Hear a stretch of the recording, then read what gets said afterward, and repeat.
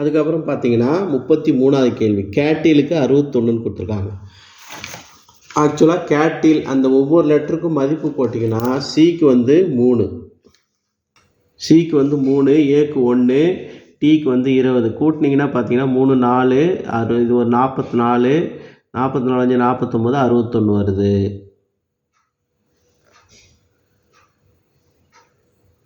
அதே மாதிரி கிரேஸுக்கு போட்டிங்கன்னா 57 வரும். அடுத்து பாப்புலர் பிக்கு அப்புறம் ஆர் வந்திருக்கு. அதாவது பிக்கு அப்புறம் என்ன பண்ணியிருக்காங்கன்னா பிக்யூஆர் ஒரு லெட்ரு விட்டு இருக்கிறாங்க. அப்புறம் ஓக்கு அப்புறம் 2 லெட்ரு விட்டு இருப்பாங்க. ஓக்கு அப்புறம் என்ன வருதுன்னா அது ஆறு வருது.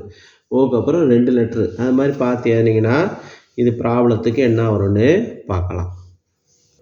அதுக்கடுத்து யூஆர் வெல்லுன்றதை 134ன்னு எழுதுறாங்க. யூ ஃபீல் ஹாப்பின்றதை 718ன்னு எழுதுறாங்க.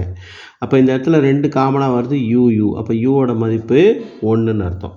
விஆர் ஹாப்பின்றதை எப்படி எழுதுறாங்கன்னா 839ன்னு எழுதுறாங்க. அப்போ இந்த இடத்துல பார்த்தீங்கன்னா ஹாப்பி அதுக்கு 8 போகுது. அப்போ மீதி இருக்கிறது இந்த 4 தான். இப்போ வெள்ளோட மதிப்பு 4. அதுக்கடுத்து ரகு என்பவர் கிழக்கு நோக்கி 20 கிலோமீட்டர் நடந்தார். அதுக்கப்புறம் மறுபடியும் என்ன பண்ணுறாரு,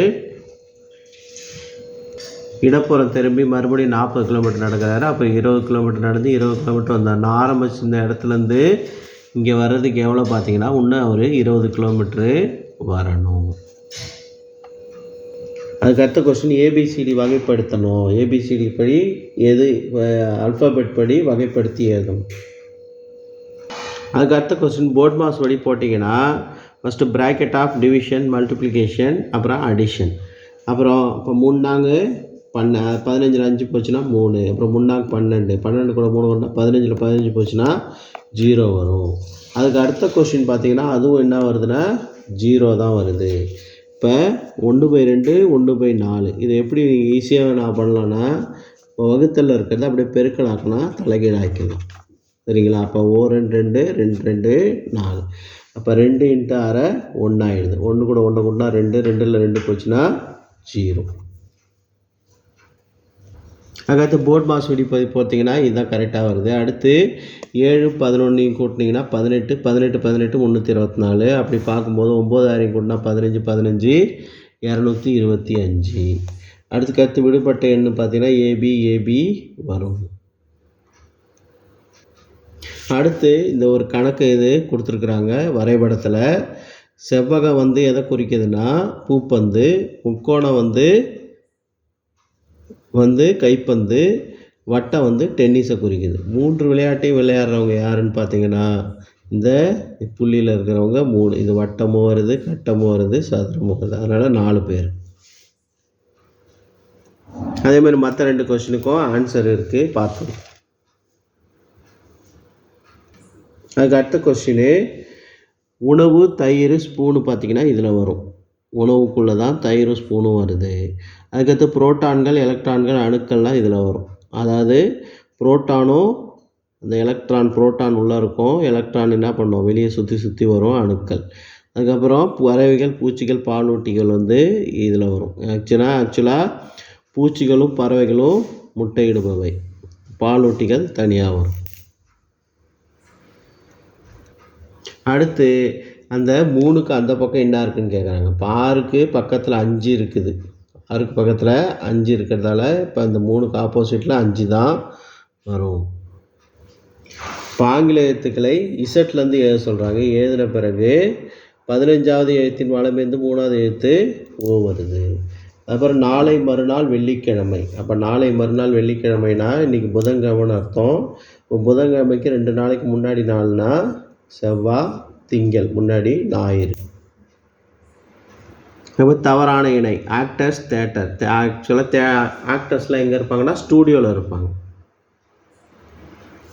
அடுத்து டென்னிஸ் விளையாட்டு வீரர் தான் இதுவரை விளையாடிய 90% ஆட்டங்களில் வெற்றி பெற்றிருக்காரு. அப்போ 25 தோற்றுருக்காருன்னா அவர் தோற்றது 25ன்றது 10%. இப்போ 10% 25னா 100% 250. சரிங்களா? அப்போ 250ல் அவர் தோற்ற 25 போச்சுன்னா அவர் ஜெயித்தது 225. அதுக்கு அடுத்த கொஸ்டின் 1 4 5. அதாவது ஒரு நாள் 4 4 கூட 1 கூட்டியிருக்காங்க, 2 5 10 10 கூட 2 கூட்டியிருக்காங்க, அது மாதிரி பார்த்தீங்கன்னா 8 11 88, 88 கூட 8 கூட்டினா 96, 96 வரும். சரியா? அடுத்து ஒரு குறியீட்டு முறையில் ஏபிசிக்கு என்ன பண்ணுங்கள், அந்த மதிப்பை போட்டு ஆட் பண்ணி பார்த்தீங்கன்னா இந்த 4 7 6ன்றது கரெக்டாக வரும். ஃபஸ்ட்டு ஏபிஏனா ஏ 4 7 4, இப்போ ஏபிசின்னா 4 7 6, ஏசிசின்னா 4 6 6, கூட்டி பார்த்தீங்கன்னா 1416 கரெக்டாக வரும்.